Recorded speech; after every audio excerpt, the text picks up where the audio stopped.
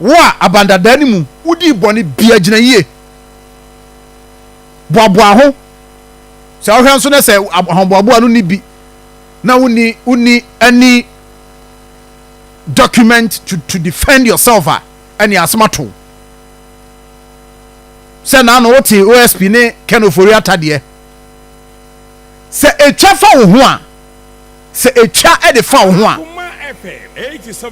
ya be frew se etwa e fa wo ho a we will invite you within means or minor we are individual any emba wa kwanya se besom wo baaye no wan for minor wan consider say o minor e your man a ye ni bie nti kakra ba wo say ye hu kwa be fa so e be spend no sa de man nyina wan hwe e na wo de wo de wo interest e be ye adwuma wo sa nipa no me say gina yie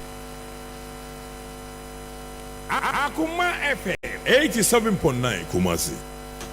Wo sa nipa no gina yie because je be frew and Professor Ameyaw-Akumfi Prof Enra NIB kane na beti BNI omo ye body omo so boa oman ne hwehwemu niema akoso timi di mo se mu hwehwem and Prof was invited. He was arrested and later the lawyers etimi boa no etwitwaje no tinura nya twitwaje no a we de ye kan say investigation ya start nti omo prayer ma nura no and before a release no but investigation ekoso ne say Ghana sabu be kaya mampani dada na na adoda nkwa Akufo-Addo in 2017 ade we say kan betima hwe ma me anka be me de Skytrain hu samba kroma hey yani age eze ye be fa wiem train sensoro na che say yani asin because pressure wo fam Akoma FM 87.9 Skytrain yi ba ye hu nsem ye di hu nkomo kroma afa de ye wo hwa Skytrain hu nkomo hwem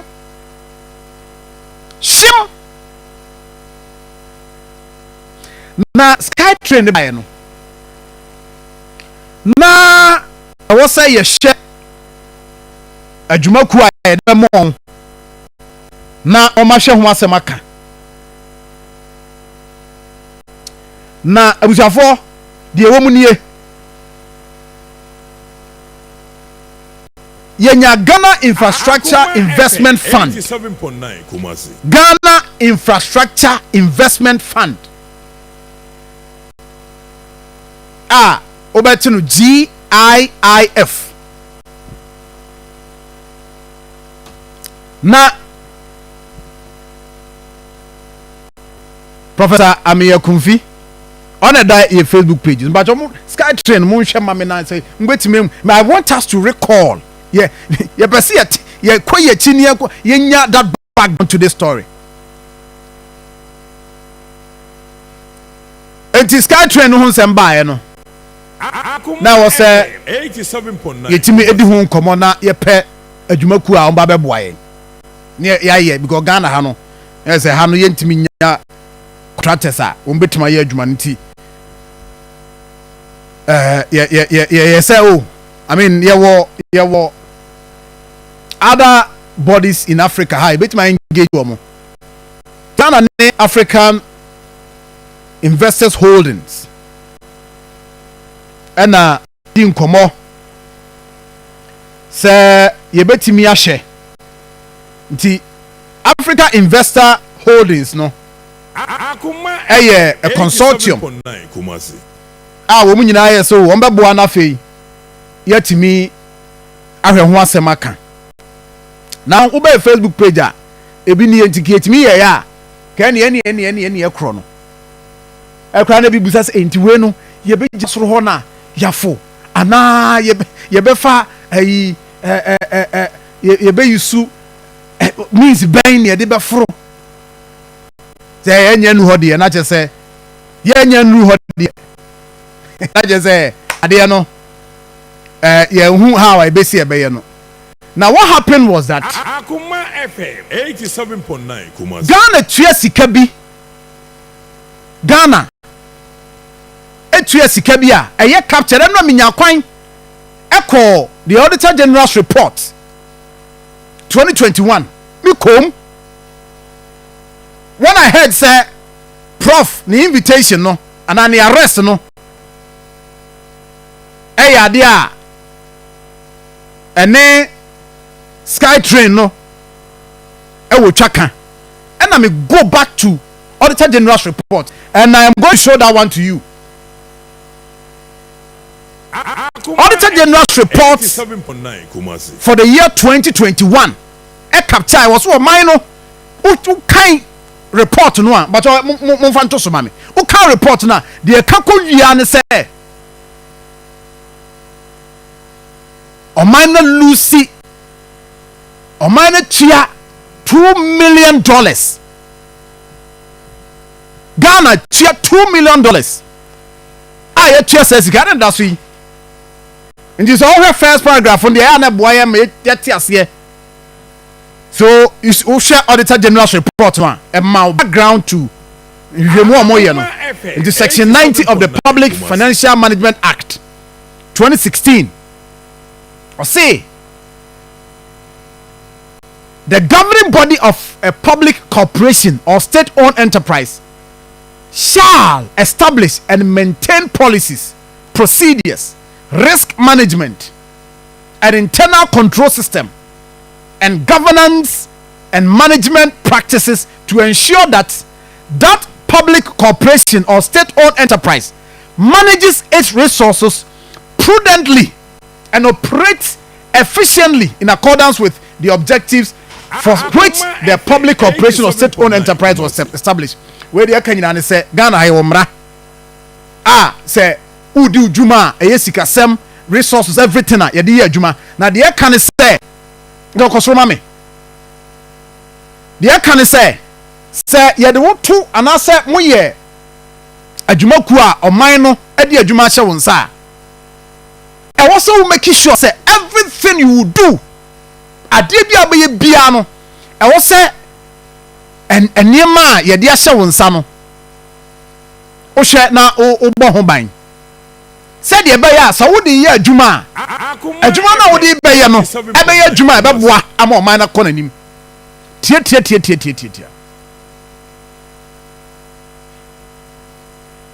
enti Ghana so da ye se ye be ye sky train ena sky train ye se ye be ye no ye de ahye GIIF nsa Ghana Infrastructure Investment Fund Kroma ye creative fund you creative way near the you do as well see your benten koto a no wo bo say because sika be fa how many be di enti wo share paragraph 924 no a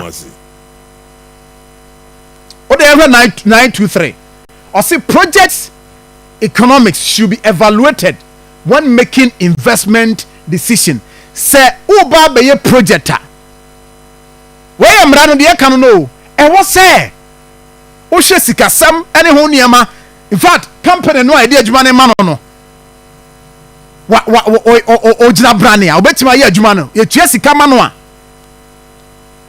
o man ye lucia na you do that as well enti Sa 924 we na asem no wo no 87.9 Kumasi. This is Auditor General's report. Auditor General the reporter for the year 2021 or say African Investor Holdings Limited incorporated a special purpose vehicle SPV on 11th December 2018 in the Republic of Mauritius for the purpose of establishing Ghana SkyTrain Limited to develop the Accra SkyTrain project through a concession on design, build, finance, operate arrangement. And the Africa Investor Holdings Limited no, a South African company. A South African company. Now watch this. Ghana so dayeno si ebeye mampani kan the year 2017 si ebeye. Ena ye ebeye nimu no. Ye engagement ye ko hu ye ne Africa Investor Holdings Limited di nkomo. Ena ye say it happens. It be a company be Akoma FM 87.9 Kumasi. Outside the country. And also mind ye pesi ye bibia. Ye create special purpose vehicle. Eno na ebe boy am ye tima ye adwuma nti sika sebo ne ade a. Eno na ebe boy am ye de ye adwuma. Nti company no is somewhere and they could create that SPV no. Ewo Republic of Mauritius. Nti ano na nanka wo modi ba establish Ghana SkyTrain Limited. Not just say African Investor Holdings Limited no. Ebe create Ghana SkyTrain Limited. Ewo Ghana ha na ye de ahye enema mo be nie. Designing of the project. Akoma fa so mo be si no. Sikasem anyhow wa mo operate. Na busiafo ade wey Ukowachi back to 2023. The former minister for railways development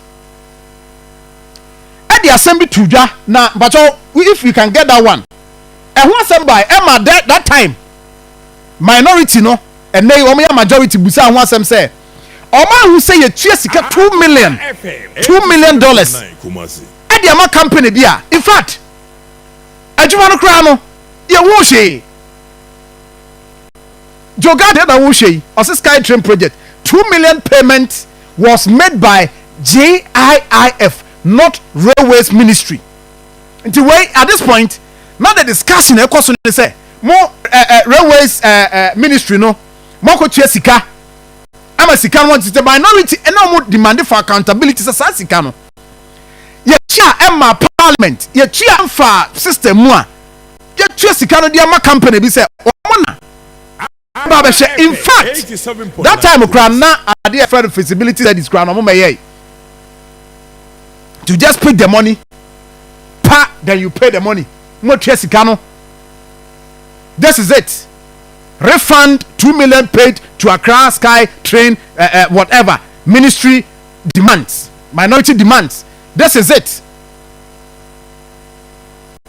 Until at that time, we say, na yenyanya brekrant na sini nkomoni here because how we are going to do it. In fact, say we go back to the records now, Kosha.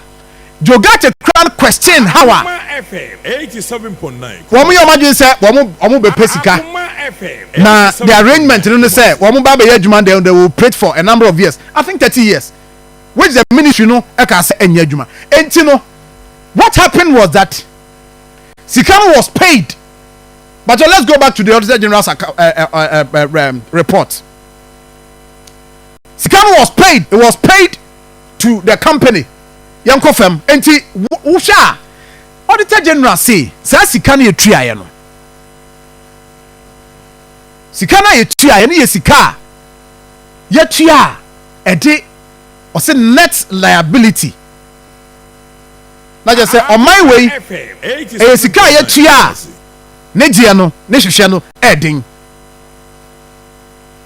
And at that time Professor Ameyaw-Akumfi was the board chairman. And he was in charge. He approved, and I said the board approved at the time he was the board chairman. And for that matter, I was say Yebusa no ho asem. I was say Yebusa ho asem, and that is why Enra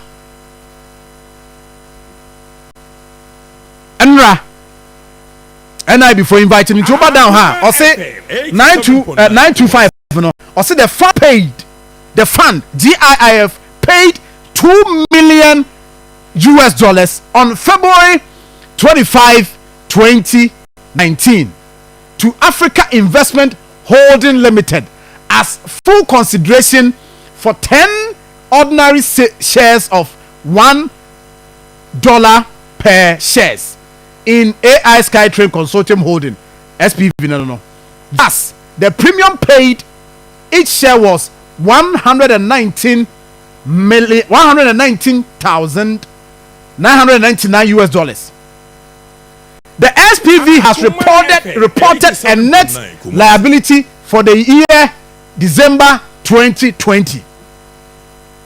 Now the radia in that report 926 hear me was the AI Train Consortium Holding is yet to obtain license for aeromobile technology. That AI Train Consortium no is yet the company no graph no benya license. I bet you that SkyTrain project. Akoma FM 87.9 Kumasi.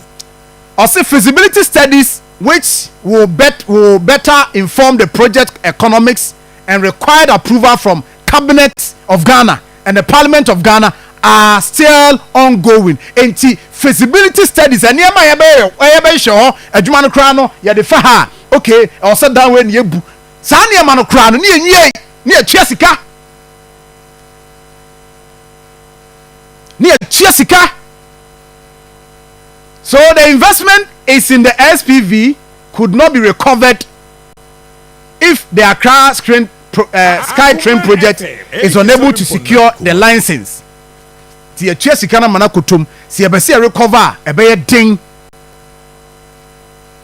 Eno na according to report NRA and I before invited Professor Ameyaw-Akumfi say sa ade na course no ona na e boche enti no omra no omeyi nsem bia because ma starting first me see ade bia why okroma bia ye kan ho asem na anu bi no ya wantie no sa ade no ye ready and ye come and penifo so ate 87.9 ye hihwem na sika no per what the Auditor General account in the report. Sikari ye sika ye chiagu na wosi ensaka e wosi ensaka sika no $2 million enough. And to share that report report let me ask you, report of the Auditor General on the public accounts of Ghana, public boards, corporations, and other statutory institutions for the period ended 31st December 2021. Any that's no. What person go and through. Now the akoso wo mamu habi no. And the recovery no see very important. Sikano 2 million yenye. The company no a no ye di adwuma no be si ni kon so no. It's even yet to acquire license ebe man atimi aye whatever project na ya twa sika de akotum na ya Russia peden me say 2023 jogate chen hu fra asem was me minim ho hwe enie was me sika no minim ho hwe o 7.9 Kumasi nyame na metua mo fa asem mehye me asem we kai at that time na ade no na eniema heat up in a processor amount for per yedi president edi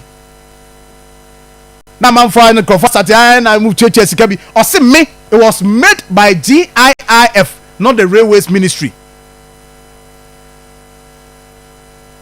Ntinra anajopa na the lawyers and lawyers and they gu onya asem ketwa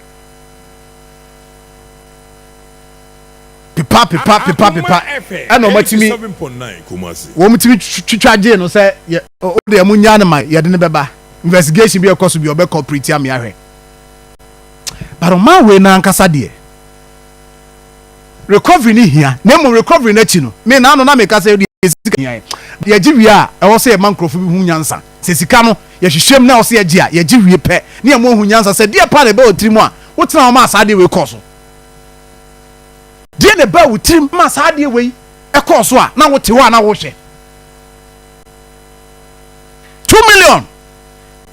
nya sika ketwa Akoma FM $2 million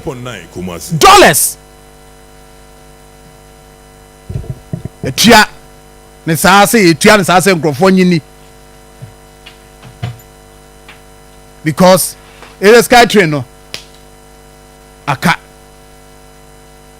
omo feasibility study secret wi a ye ni sika e betua enti no ane say kwan ye fa so etua sika no any the requirement also wo sa companies mu hia to be able to carry out sa project no mu anya enti no ane say mu fi sika mae munya feasibility study bia mu ye bia munyai Akoma FM 87.9 Kumasi because ye feasibility study a company no so ba be hwe wo wie no your budget wo wie kra no wa provide amaye ti said ye na no mo ka say ayi Amunaga Junction ha interchange be ba so a ayi be ka say o mo ye feasibility studies yi wo mu wie o mba ye wie de ko company no wa defend it aka so wa defend it why sa sika we na o se eboa me du ba be hwe wi a so ayi filling station ya no promote ma me nchia mo total filling station bi a so filling station no e o se yi free ho na ye de kwa ha na ye yi free ho a sika sei ayi na e friend say billboard kesi a be pija si ho no ni nyina o se yi free ho ntu ye sa feasibility ni nyina na o hye test hwe say ye ka se ye ya concrete senate sa adwuma ni nyina munya nwie ni atwa sika atum ye twa sika atum de akoso no ana eduada abusia my give us your thoughts obetim the message aba